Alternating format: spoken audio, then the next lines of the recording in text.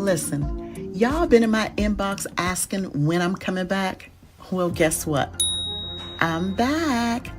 Landlord and Tenant Talk Uncensored is now live every Monday at 7:30 p.m. Eastern Standard Time on my YouTube channel, my Facebook page, as well as TikTok.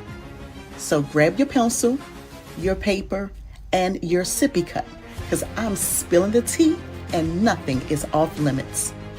We're talking about security deposits, inspections, housing programs, bad tenants, slum landlords, late rent, and yeah, we're talking about retaliation. We're also talking about how to fix it all without losing your mind. I'm calling it like it is, no fluff, no fake advice, just the truth landlords and tenants need to hear. So whether you own the building or you pay to stay in it, this weekly live is for you. Welcome, everybody. Happy Marvelous Monday. I hope that you are well. Thank you so much for joining me live. For those of you who are watching in replay, thank you so much. I see that I am live on LinkedIn. I am live on YouTube, and I'm also live on Facebook. So thank you so very much. I am Karissa Spann, your favorite landlord and tenant expert. This is what I do each and every Monday. I'm live right here on my platforms to share information that will help the entire rental community. I am going to share some information today. So if you had an opportunity to check out the description, information that I'm sharing today is specific for the DC metropolitan area. So if you are a DC landlord, DC property manager, perhaps you are a tenant who lives in Washington, DC, tonight's conversation, it does hit home because it's about Washington, D.C. It's about how renters are facing record evictions. Today we're going to talk about just the different levels that evictions impact many of our lives in ways that we have maybe not considered. There's a lot of pressure on landlords. There's a lot of pressure that's on tenants. And sometimes the policies behind the numbers, like the human stories that are told when it comes to statistics and what both sides can do moving forward. That's what I'm going to double down on today. Just a disclaimer, I do want you to know that the information that I am sharing on my platforms is not legal advice. This broadcast is for educational purposes as well as informational purposes only. It should not be taken as legal advice. Please make sure that if you have questions, legal questions, that you are consulting your attorneys. You can also reach out to your local housing agency. You can also reach out to some nonprofit organizations that may be familiar with this topic in the rental community. So today what I am going to do is I am going to share an article that I read, and I'm going to really just focus on that article. I received quite a few emails about this one article, so I thought it would be fitting to answer your emails and respond to your text messages regarding this. So let me just give you an overview of the article. A little later in the segment, stick around. One of the things that I always do is I have a segment called Truth or Trash, where I want your feedback. I want to hear your perspective on some of the things that I'm going to throw out. And by all means, if you have questions, if you have comments, if you have remarks or observations, please drop it in the comment section. If you find this information helpful, like, tag, and share it with somebody else. And if you are watching a replay, in the comment section, do a hashtag replay. All right, so this article, and again, this is specifically for the District of Columbia. It's titled DC Renters Face Record Eviction Levels Amid Dwindling Aid and Rising Housing Costs. So in this article, it is discussing the levels of eviction. So in Washington, D.C., Many of you may be surprised to know that evictions have surpassed the pre-pandemic levels. Listen, 1,869 households were evicted last year. That is the highest record in recent history. In 2025, the average eviction per month is 164. I know some of you who are landlords, you're property owners, you're complaining about the eviction process and how long it takes to get into the court for your cases to be heard. Well, listen, 164 evictions, I don't know about you, but it denotes to me that cases are being heard. I know that, yes, there is a backlog, but the level of evictions have increased. And so today, I just want to share why this is happening. One of the reasons that this has happened is because there is a shrinkage in rental assistance funding. Many of you probably are aware of the ERAP program, that is the Emergency Rental Assistance Program. Well, ERAP funding dropped from 60 million to 8.6 million.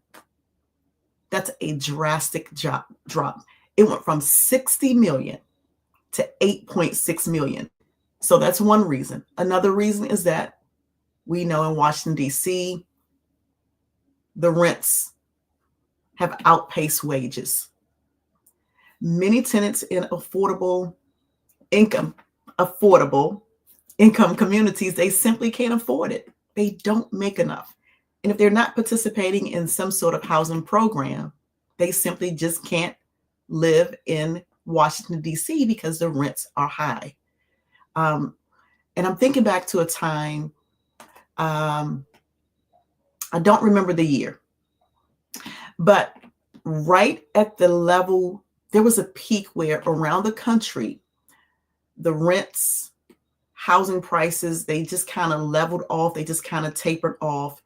Well, in Washington, D.C., the rates continue to climb. And over the years, it has done just that. So that's another reason why we're starting to see an increased level of evictions in the D.C. court. We also know that there are now allegedly weakened tenant protections, especially under the new Rental Act bill. Now, the Rental Act came into play this year. So that shortens the eviction notice. I know that some of you have asked me to elaborate on the Rental Act. What does that mean? How does it impact you as a landlord or a property manager? Well, I want you to know that the Rental Act, it does shorten the time.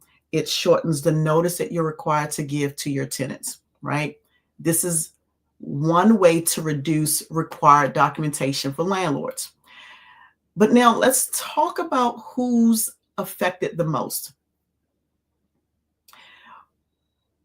When we think about evictions and you think about the lowest income communities, that consists of Black renters in wards 7 and 8. They face the highest eviction total. But now I'm not saying that only Black renters are the only ones being evicted, because the eviction rate are also spiking in wealthier wards, such as wards 1, 2, 3, and 6. This is showing housing instability, and it's showing instability citywide. But there's really a deeper issue. The deeper issue that I want to consider is this: affordable housing isn't keeping up with the need in Washington, D.C. See, the District of Columbia would need hundreds of millions in additional subsidy to stabilize families and to prevent evictions. Now, I don't know if you've been following the news and you are aware of what's happening from the White House on down, but I don't see that money coming into communities. As a matter of fact, funding has been pulled out of a lot of communities. And it's not just in Washington, D.C. Let me just say that. Let me be emphatically clear. That's not just a DC problem. That is a nationwide problem at this point, Monday, October the 20th, 2025. And so today I want us to discuss, and I want to share from my heart, from my perspective, why this matters. It matters because it's not just about statistics. It's about systems.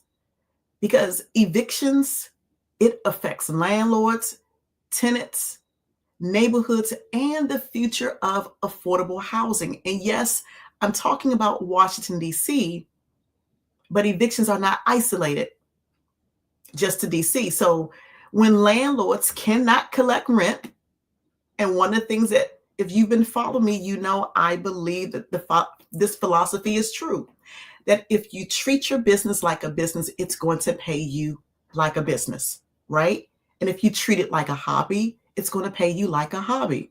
Well, when rent is not collected, that's bad for business. Properties fall into distress, and when tenants cannot afford to stay, communities destabilize. So this does affect both sides of the aisle. Both sides end up losing. And that's why I do this show. That's why Landlord and Tenant Talk exists. It exists to bridge the gap. It exists to create a understanding and to help everyone navigate the challenges, but not to just navigate it by tuning in. But I want to make sure that I'm equipping you with knowledge and that you also have some grace. So today I want to start with landlords first. So I have some tips for you on today, and then I have tips for tenants. I'm going to come back. I'm going to share my truth or trash segment. But let me pull up on the screen my tips for you today as a landlord. And again, if you have questions, if you have comments, remarks, or observations, please drop it in the comment section. So let me pull up on the screen for you on today. As I'm starting with landlord, these are tips for you as a landlord. Here's the first one. As a landlord, you always want to get proactive and not reactive. That means if you have a tenant who falls behind on the rent, listen, many, they want to pay, but they don't know about available programs. Now, here's the thing. Although we know that funding has decreased in a lot of communities, there are still some programs with some money available. And so I would always recommend that as a landlord, as a property manager, as an owner, as an investor, as a housing professional. Maybe you're not a landlord, but maybe you know of resources and you know tenants who are in need, or perhaps you've heard about a landlord who may have a tenant or tenants in their rental property and they're struggling financially. Listen, every little bit helps at this point, and a little can sometimes go a long way. There are still programs available. We don't know how long the funding is going to be available, but we do know that as a landlord, you can get proactive and not reactive. Here's a second tip for you as a landlord. All right, so I just shared that one. Let's see here. You want to make sure that you partner with local agencies, because when you partner with agencies, not only does it help your tenant, but it builds relationship. So you have, for instance, if you're a landlord who participates in the voucher program, partner with the housing authority. Seek mediation through the agency. Contact nonprofits. Collaborate with those agencies and those organizations. Why? Because it can save you time, it can save you money, and guess what? It can also save your units. Here's my next tip for you as a landlord. Screen with compassion, not with context. And here's why I'm sharing that, because I know that sometimes, let me come back on screen. Sometimes when we are screening applicants, we don't always have a heart, right? And so when we screen with compassion, and we know that a lot of tenants are going to go through the eviction process. Listen, eviction filing, it doesn't always reflect a person's reliability. Doesn't mean that the tenant is a bad tenant. Perhaps they have been impacted by a decrease in their income. Perhaps they lost their job, right?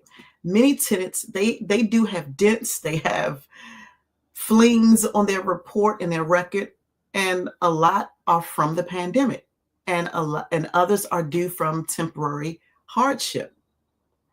Screen with compassion and not context, because sometimes if you understand a tenant's story, maybe they are impacted by the government shutdown, right? We know that a lot of workers, they're impacted by the government shutdown. A lot of people have lost their jobs suddenly. A lot of people will not know how to navigate this very unfamiliar path of this journey that they've now been placed on, whereas they've always had stable income, and now all of a sudden they don't have that income and they are evicted. And so at a point where they're trying to get back on their feet, maybe consider why they had to go to court. All right, here's another tip for you as a landlord. And then again, remember, I said for you as a tenant, I have tips for you as well. So as a matter of fact, let me pull up some tips for you as a tenant. But here's my last one for you as a landlord. Create a payment plan before you go to court. When you create a payment plan, you want to make sure that, well, let me say this.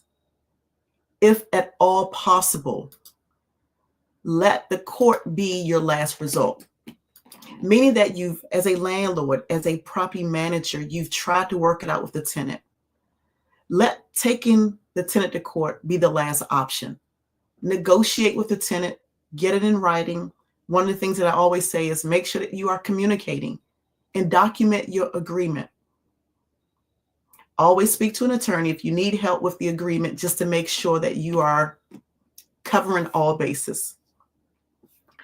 I know that there are sometimes instances where you're trying to do the right thing and you get the wrong results. I don't want that to end up happening to you when you're creating these agreements with tenants. Because when you go before the judge, when you get into court, the judge is going to review the agreement. And let's say perhaps you don't have an attorney and you're trying to represent yourself as an owner, right? If that agreement doesn't represent you in the best light, it could end up biting you in the tail, right? So you always want to protect your asset, all right? Always protect your asset. All right, so here's some tips for tenants. Let me pull up your tips here. As a tenant, apply early for ERAP. Listen, there is still some funding available, but funding, let me assure you, funding will run out fast. I'm going to repeat that. Funding for ERAP, it will run out fast. So stay alert, monitor the pages that are providing information about the ERAP program, so that you know when that application window is open. Because listen, let me tell you, I have had in one apartment building alone that I've managed, as soon as the program opened, I think I was sending, let's just say I was sending over 20 tenants to court for non-payment of rent. One of the things that I always do is I like to provide all of my tenants with resources and information. So I typically will have a newsletter that will go out. If they get a letter of delinquency, they're also going to get something from me regarding the ERAP program. So I'll send a letter to say, hey, Mr. and Mrs. Tenant, you're delinquent on your rent by X amount of dollars, your rent is X amount of dollars, your total balance due is X amount. I'm going to also provide information about the ERAP program. I'm going to encourage them. So if the ERAP program is open effective October 1, or October 21st, I'm going to send out notification to all of my tenants who are delinquent. Listen, this is the window. This is where you apply. I'm going to provide the online link so they can go online to apply. I'm going to give them information, what they need. They'll need their ledger. They'll need their lease. And I'm going to encourage them. If you need updated information from me or from the office, contact us right away so that we can make sure that you have what you need. Because the one thing that I want to do as best as possible is to prepare my tenants to apply. So in that one building where I had a lot of tenants, they were a little behind, some were seriously behind on their rent, and I told everybody to apply for ERAP. Guess what? Everybody did not make the cut. So just because the program is opening up, there are a certain amount of slots available because funding is limited. And now these programs are less funded and you have more tenants who are applying. So it's really creating a disaster. And unfortunately, I don't have good news for you. I wish I did, but I don't, because the funding is drying up. The funding is being and has been pulled from a lot of communities. So that's my tip for you as a tenant. Here's another tip. As a tenant, let me pull up my next tip for you. Document everything. You always want to document everything. Keep your receipts, keep your communication records. You want to also keep any pictures that you take of any type of housing conditions, any violations, because all of these things do matter when it comes to court. As a tenant, please never, ever ignore court notices. True story. Let me come back on screen for this. True story. I know a young lady, she was renting and she received notice to go to court and she just kept ignoring it as if it was going to go away. But let me just tell you, even if you can't pay your rent, still show up for court, because sometimes the judge will offer options to enter into a repayment agreement or mediation.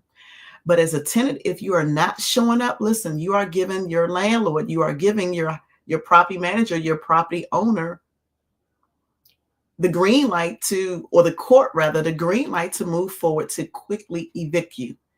Now, I know that it's a scary situation when you get a notice for court. Sometimes you're confused, you don't know what to do. I know that some of you as tenants, you're embarrassed, you're ashamed. Still go to court. Maybe you can work out a repayment agreement. Now, a little earlier, I gave a tip. One of the tips that I gave for landlords was to do a repayment agreement, consider doing mediation. Let me give another tip. Maybe consider a move out agreement, meaning that, and this is for landlords as well as tenants, something to consider. So let's say there's a delinquent rent balance, and instead of going to court, tenant, you agree to enter into an agreement, whereas you are going to vacate the property by a certain date, give the landlord back the keys. In exchange, the landlord will make a promise in that agreement in writing that you both will sign, saying that the landlord will not take you to court. But here's the thing, as a tenant, if you renege on that, you will go to court and you may be evicted. And so that's one way to do it. There's also what many of us we are familiar with is the cash for keys deal, right? You can also consider that, meaning that a landlord is, and not to say that all landlords are in position to do this. So please don't take this to be a blanket statement. And you go to your landlord and said, I heard that I heard on Karissa's show, and she said that you could do a cash for keys deal. This is not a blanket option for everybody. It's just not a blanket. But sometimes a cash for keys deal means that a landlord is willing to pay you to give them the keys and move out, and they won't take you to court. Every owner, every landlord may not have the financial means or ability to do that. But if they're able to enter into a move out agreement, then that's still a good day, because as a tenant, you're not being taken to court. You don't have an eviction on your record, because if you are taken to court, you have an eviction, many landlords will likely not rent to you. I'm trying to help you as a tenant to keep your record clean as much as possible. So if you know you're in a situation and you must move, I get it. You don't want to be homeless. There are some limited resources available. I would much rather that you move out of the property, get into one program that I know for sure has worked is the rapid rehousing program. But in order to get into that program, you have to be homeless. If you are living in someone's rental property, they likely will not assist you. And I know that it's scary to move out of your place and say, okay, well, Karissa, I'm going to move out because you said that, I should do that and not be evicted and not have a bad record, right? I also want you to explore resources before you make a decision. Reach out to a nonprofit organization, reach out to an advocacy group who can help you make the better or the best decision. So again, evictions are rising because policies are changing. Policies are changing. In some community, there is some economic imbalance. And so the question that I do have for you, if you are a landlord today, what responsibilities do landlords have when that financial aid, that financial, or the funds, the financial cushions that tenants have relied on, what responsibilities do landlords have when that money runs out? Here's another question. How can landlords balance the needs of both landlords and tenants in this housing crisis? Now, I've given you some tips, I've given you some clues throughout this segment, but I want us to consider all that I've shared so far. All right, so let me pause. I want to go, and I see your comments coming in. Thank you so much. Let me focus now on my truth or trash segment. So here's how it worked before I pull it up on the screen. So I'm going to share a comment, I'm going to share a statement, and I'm going to ask if you believe what I'm sharing with you is truth, if there's some truth to it, or if it's trash, meaning that you disagree. So let me pull up our first truth or trash for today. So here's the first one. The eviction crisis in DC only affects tenants who refuse to pay rent. If you agree with this, in the comment section right now, type truth. If you disagree with this, type trash in the comment section. The eviction crisis in DC only affects tenants who refuse to pay rent. Okay, I see your comments coming in. Thank you so much. I'll wait for a few more.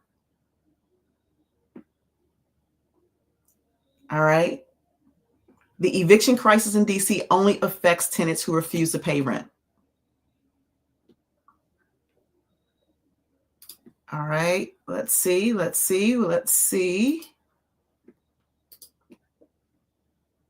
Hey, Ms. Butler, thank you so much for tuning in. You said trash. All right, on my LinkedIn channel, I'm not sure why it's not showing up on the screen. Some said true, others said trash. Let me pull it up again. This is good. This is truth or trash. The eviction crisis in DC only affects tenants who refuse to pay rent. Now, here's what I do want you to know. That's trash. So thank you so much for that. Because here's the thing. Most tenants, they are facing eviction, right? Well, most tenants who are facing eviction, it's not simply because they're refusing to pay rent, right? Let me say it this way. Let me share this case story, because many have lost their jobs. And for those who haven't lost their jobs, their wages were simply not enough in the first place. And then you have that coupled with programs like ERAP. I see your comment coming in. Thank you so much. You have programs like ERAP that's been underfunded, and now the funding is being pulled, right? As one attorney said, I was talking to someone last week. They said it's unaffordable rent and it's reduced protection. And it's not that tenants are not willing. That's not what's driving this crisis. So it's not a character issue. Landlords and tenants are both caught in the same affordability trap. But let me pull up my next truth or trash statement. Landlords in DC can now file for eviction after giving just 15 days notice. Is this truth or is this trash? All right, let me know. Is this truth or is this trash? I'll wait a few seconds. I see one comment. All right. Okay. Let's see. You said that's trashy. Oh, this is truth. So this is why I love to do this. Under the new Rental Act, the notice period for non-payment, right? It dropped from 30 days to 15 days. So this new Rental Act, it speeds up the eviction timeline significantly. So make sure that you're following the laws, because a shorter notice doesn't mean to skip the process or the procedure, however. So tenants, be aware, know that your landlord, under this new DC Rental Act, now has 15 days, and 15 days go by real fast. So don't wait to act and you fall behind. Absolutely, you're welcome. Let me do one more truth or trash. Let me pull it up on the screen here. One more truth or trash. All right, I shared that one. Evictions are only a problem in low-income neighborhoods. Is this truth or is this trash? Evictions are only a problem in low-income neighborhoods. This is good. Now, I've shared some information. I've given some clues. All right, so here we go. That one is definitely trash. Evictions are only a problem in low-income neighborhoods. Is that truth or trash? That's trash. And here's why. Because although, as I indicated a little bit earlier, wards 7 and 8 have historically, by far, the most eviction cases. And as a matter of fact, recent data shows that there's a spike, not just in wards 7 and 8, but also, we're talking about Washington, D.C., wards 1, 2, 3, and 6. And those are some of the wealthiest areas in the city. So that means that no community is immune. This is no longer their problem. It's our city's problem in Washington, D.C. And of course, like I said, this is just not isolated for Washington, D.C. So I'm happy to share this information, excuse me, today. But let me ask you, with the information I shared today, if you'll take a few seconds in the comment section, let me know which one surprised you the most with my truth or trash. Or perhaps it was the information about the ERAP program, and especially the ERAP program with it already being underfunded, and now the funds are being pulled back, right? Which one surprised you the most? Also, with the new Rental Act.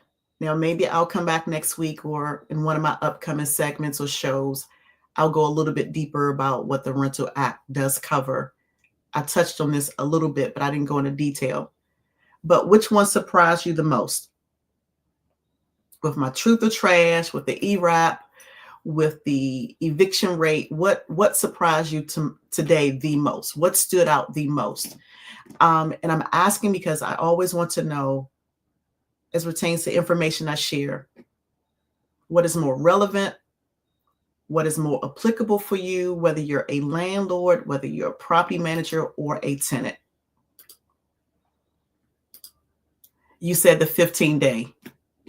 Well, I'm happy that now you know, but here's the thing. So although the DC Rental Act is now in place, we likely won't see the changes until the end of this year or the beginning of next year. And here's why I say that, because as it stands now, the court system does have a huge backlog. And so they have to get through the cases that are already in the system, but the new cases as they're coming up, then it will fall under the Rental Act. But we don't know what's going to be grandfathered in. We don't know how much time that's going to take, but we do know that policy change has definitely hit the scene in Washington, D.C. So that will help a lot of landlords in D.C. And I know that some people don't like it, but here's the truth. And as I'm sharing about the article regarding the eviction rate and how it's spiking in D.C., right? Let me just say this, that nobody can live rent-free. And I know that sometimes tenants cry and they say that it's unfair that their landlord is taking them to court. But think about this. If you're a tenant, think about this. If you ever played the board game Monopoly, let me start here, because one of the things that I like to do is give a visual example. And so many of you know that I'm a property management educator. I teach property management and have taught property management for a couple of accredited universities. One of the things that I always do in my class is I'll pull out the Monopoly board game. I'll bring in multiple versions of the Monopoly board game. We'll sit there and we play Monopoly. So if you know how to play Monopoly, if you ever seen it played, you know that each player, they're given cash, and the object of the game is, and of course, the more players you have, the more fun it is. So you each get a certain amount of money, right? You roll the dice. You'll go around the board and you'll land on different properties, right? So it may be Baltic Avenue. It may be Park Place. You may land on one of the railroads. You may land on a section of the board regarding utilities. And almost every place that you land on the board, when you land on property or the railroad or the utility company, you have an opportunity to purchase it. You have an opportunity to buy it, right? So let's say you buy Park Place. Now, Park Place is one of the most expensive communities on that board. And anybody who land on that property, when they land there, they have to pay you rent, right? So if you have a house on it and you have to buy either a house or you can buy a hotel. So let's say you buy a house, they pay you rent. The more houses you have on that property, the more money you get to collect. And that's how it is in life. When landlords, they purchase property and they rent it, so that means you land on the property, you rent it, you have to pay rent. They had to pay for it. A lot of these landlords and owners, they have a mortgage to pay on these properties. They have bills to pay. They cannot pay you to live in their property. They cannot pay your bills while you live rent-free. It just doesn't work like that. They have to pay wherever they live. And if they don't pay, maybe they've already paid or somebody paid it for them, but nothing is free. And so when these changes do come into play, it's to make sure that there's a level playing field for both landlords and tenants. Let me tell you this, as a housing professional, as a housing provider, as a property manager, listen, I've been in the industry for well over 20 years. One of the hardest things for me to do is to have to evict someone. Let me just say this on behalf of a lot of my colleagues who are watching. They're property owners and they own a lot of rental property, not just in DC, but throughout the United States. It is not in their heart, it's not in my heart, it's not in our heart to evict you as a tenant, but it is a business. It is a scary time.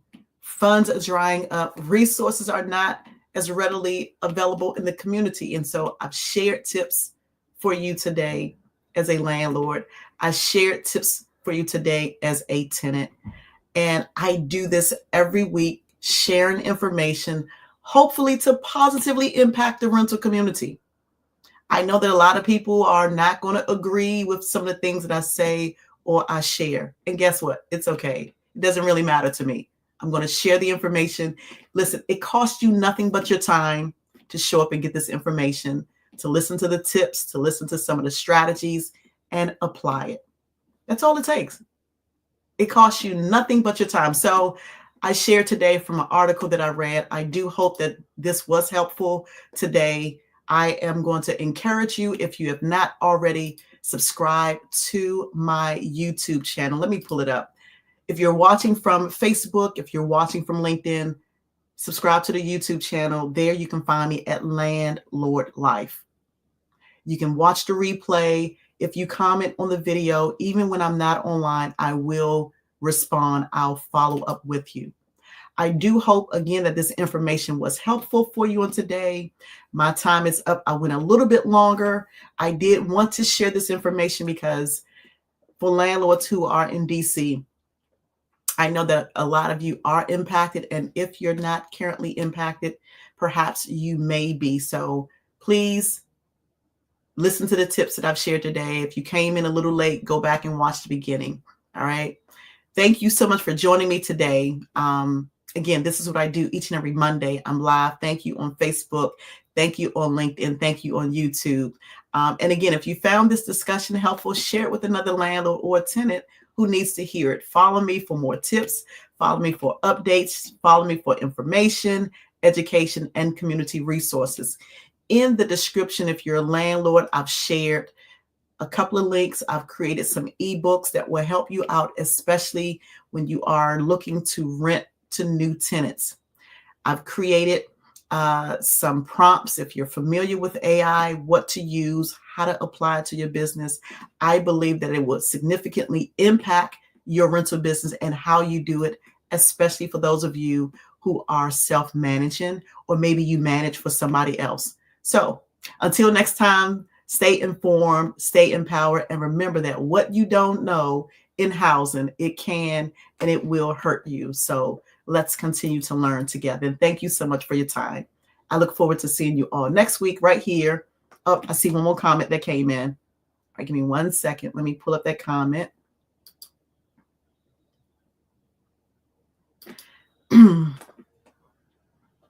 Okay, so there's a question about the Rental Act. So the Rental Act is something that, as a matter of fact, next Monday, I'm going to do a segment on the DC Rental Act. So today I just talked about how it shortens the eviction notice from 30 days to 15 days.